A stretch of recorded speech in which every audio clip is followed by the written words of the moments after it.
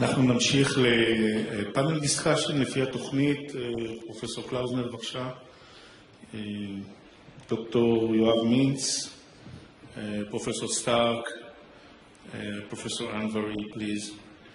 Panel discussion about the future of robotics. Is it a fantasy or reality? Is it here to stay?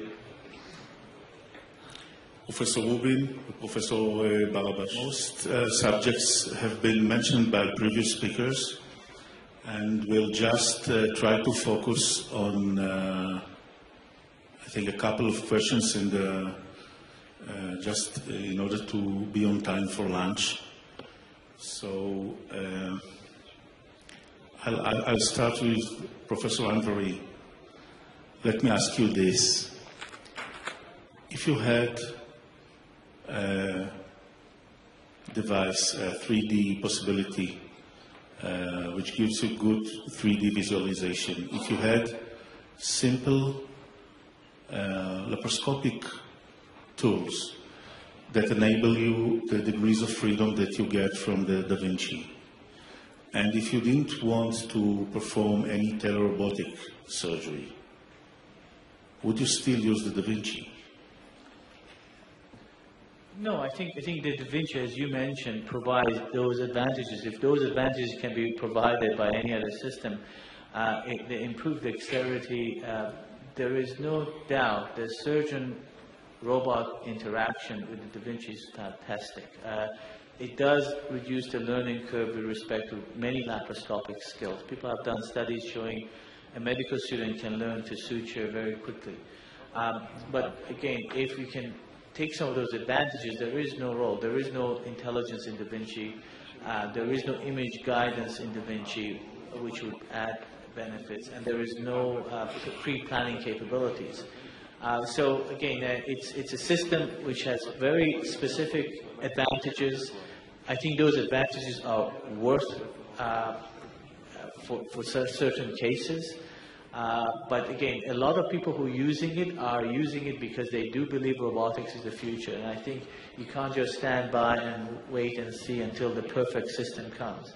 And I think unless you're involved in it, you will not be able to be an objective evaluator of its potential use. But I do think it does have some benefit in specific cases. Professor Stark, the same question. Press the button. I believe that one should always do the most simple procedure possible in order to get the best results. But as I stressed at my presentation, my own belief, not just belief, I can also prove it, that endoscopy, except the small incisions,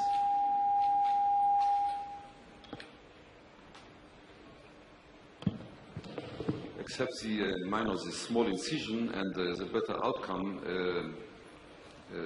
let's say less pain after operation and surgical infections at the site, is minor, is not as, let's say, the quality of laparotomy is absolutely better than the quality of endoscopy, except the skin incision.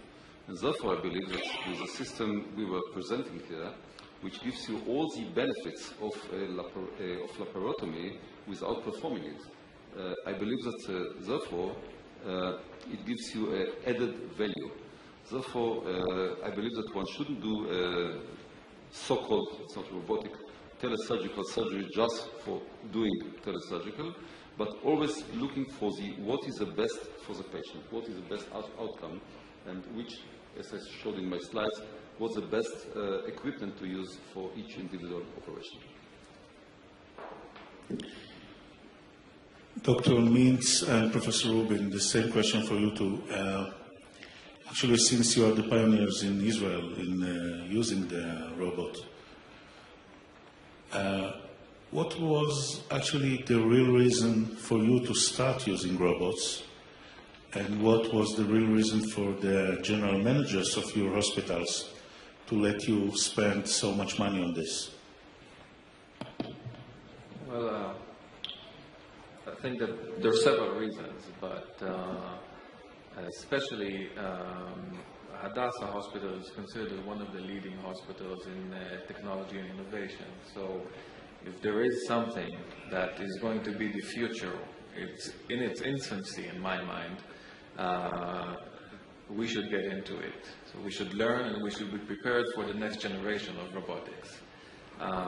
There's another option, just to let all the other world do it and just get into the robotics in the next generation, but we are considering ourselves as part of this innovation and as part of the feedback, and we want to shape the future. So this is the major reasons that we are getting into it. I want to, if you let me, I want to say that the previous speakers said that there's not an actual benefit from robotic surgery, and I want to stress the fact that they may be right if you compare robotic surgery to laparoscopic surgery. However, if you compare robotic surgery to open surgery, there is a great benefit. And like Professor Barabas showed, that he didn't understand why there's a lot of hysterectomy, robotic-assisted hysterectomy going on right now. And I think it's because it enables the surgeons to move from open surgery to minimally invasive surgery.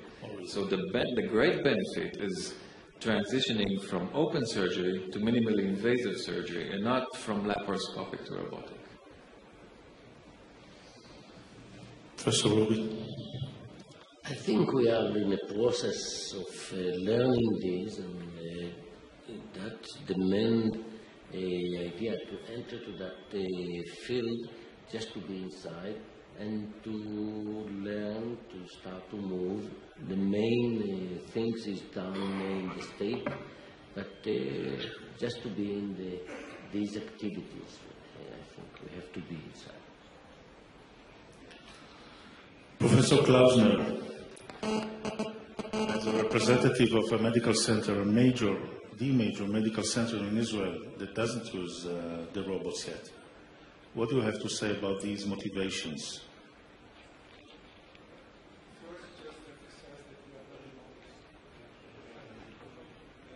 We do not consider ourselves as leading in technology, but rather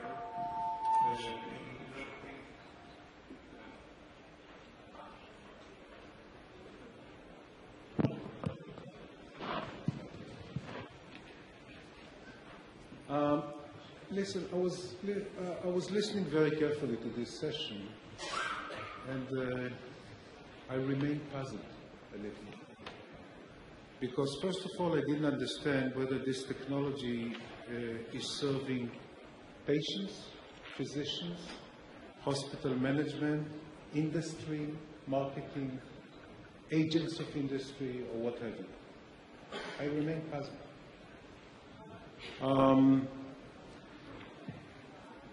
There are a few points that were not addressed in this session, which was a marvelous one, and open to many ideas. And one of them is surgical education, especially education of residents. I think the last decade demonstrated that there's a marked decline in the experience of surgical residents in open surgery.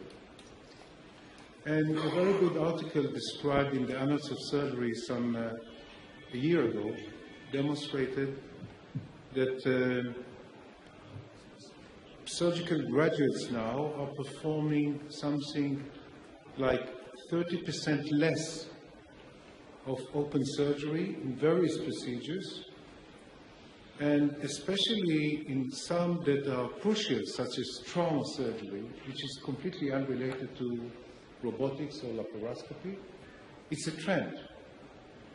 And many of our surgical graduates are now lacking basic ability and experience, and I'm not sure they are mature enough to conduct activities as general surgeons. Now with robotics, there's no doubt that robotics should be used by very experienced personnel, those who accumulated some 150, 200 cases So what will the surgical residents in departments of urology do? Would they watch the senior staff accumulating their experience? Is this not considered the bread and butter of urological surgery, to do radical prostatectomy? So I was really puzzled with that, because this is a key point. If there is no marked advantage of using robotic surgery over laparoscopic or open, then it's a big question. I'm not sure whether we are reaching a reasonable balance surrounding to industry and marketing. And I think these are the main forces, and they were not hidden here. They were stressed us quite obviously. Also, I found out that there's another drawback of the robotics, because I found out that you can do telemedicine, and I was very frustrated that I wouldn't be able to send few surgeons to the moon with this technology. Any comments? I have to agree with, not with 50, but with 100% to everything you've said. But exactly for these reasons, at least what concerns our system, the Telelab, exactly this is the reason why it should be in use. Because it gives you, first of all, the world, come on. In the next future, let's say in 20 years' time, the only laparotomy which will be performed will be the cesarean section. I mean, except emergencies, so I don't know. Cesarean section, so all of you, nobody is perfect, I'm a gynecologist, all of you will come to the delivery room to see how we perform laparotomy. So you can't stop the trend. But if you are doing endoscopy, and this is a world trend even at your hospital, you can't stop it right now, so you should do it in a way that will give you the maximal, the feeling of the tissues should stay with your fingers, and this is what we enable, number one. And number two, to prevent the abdominal incision, which, nobody wants. We are looking towards painless surgeries. Therefore, we started the natural orifice surgery in order to prevent it. Therefore, we did endoscopy in order to prevent this. So I agree with you, but I believe that we come with an answer. Professor Ruby.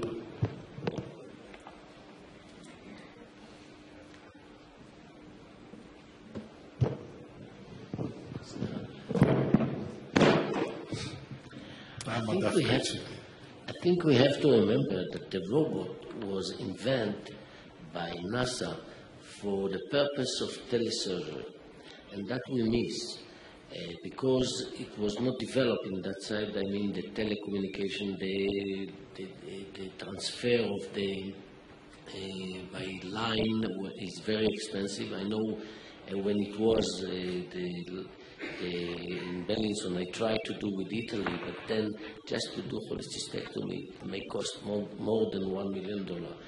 And a lot of money now is trying to find a way to make it less expensive, and try to imagine that it will develop and we can make, let's say, between me and Means or with Ichilov, to do surgery together with the robot. It's a future, maybe. Professor Andrei. Yeah, I think, again, I take the point about education. However, I don't think there is a lot of debate. My residents finished their 5 years now, primarily doing everything laparoscopic and robotic, and the same type of questions are asked. Can they do an open laparotomy? Well, they learn the basic fundamentals, but they certainly don't get the same experience that they would have.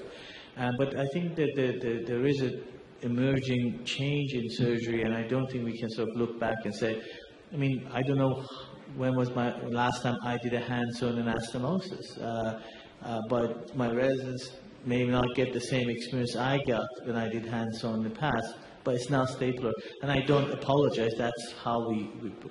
I think the robot as an education tool has significant value. It's just under-assessed. The new Da Vinci does come with the 2 consoles, so you actually can train a resident fellow as you go. But my own experience with telecollaboration, I think as was mentioned, it is still the future to come. It is an extremely rich experience for surgeons to be able to collaborate from across the distance. And I know that there is still a lot of skeptics of what's the value. I think once it's being used, you can see how an expert surgeon pass on important training to others. And most of our surgical trainees, when they finish their residency, don't look at what extra training they require in future. Laparoscopy, the reason after 20 years we don't have the penetration, we were not really equipped as a surgical community to be able to address the needs. I think we need to translate knowledge on the job to people, and I think robotics will give you that in the future. Again, it's something to be assessed, but I certainly, from my own personal experience with telecollaboration, I think it's a very rich experience in translating knowledge. We have enough time to allow a couple of questions from the audience. מישהו רוצה לשאול שאלה? כן, בבקשה.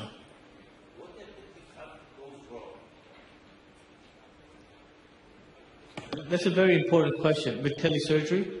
Well, first of all, if you're training a community surgeon to do certain procedures, most of these are surgeons who are learning to do laparoscopy, so they know how to do open. So if they have to convert, they can obviously convert and complete.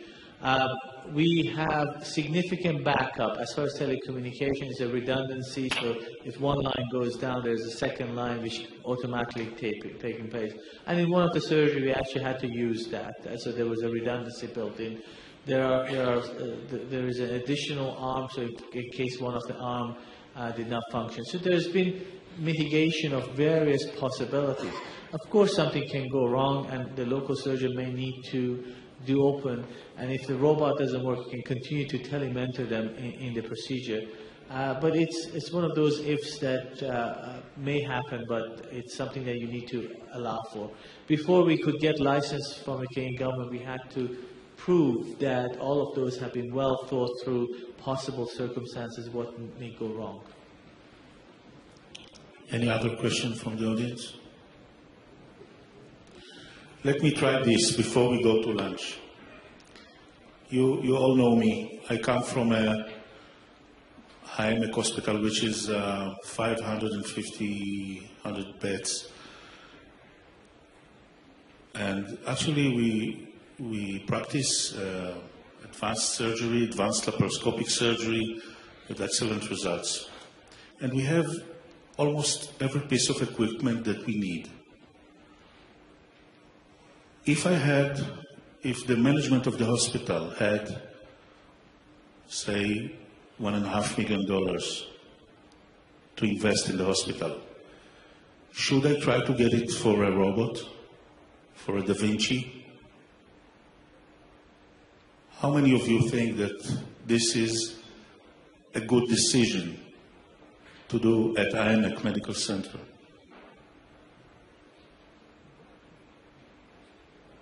How many of you think it's a wrong decision? Professor Anvari, what do you say? If all you're going to use it is for general surgery, it's a wrong decision. I think if you have multi-specialty access to the system, then it may be a right decision for the right context. So I think it depends on what your applications are going to be. And again, it's whether it makes a difference to your patient. And I think that's something that each of the hospitals have to decide. I think the points about there are certain academic centers need to have technology, not just because it makes all the difference to the patients, but also it's part of their ability to assess that technology and improve and so certainly some teaching centers. But I think in your case, it depends on the case mix and the operations that you're going to use it for. And you need to decide whether this tool is important. The same way, a few years ago, Stryker brought that infrared stent. Not everybody got it. There's a few people who have it, they love it, and they think it makes a huge difference to the patient. So it's a tool. So you need to assess whether that tool is an important addition to your institution or not. Professor Klausner.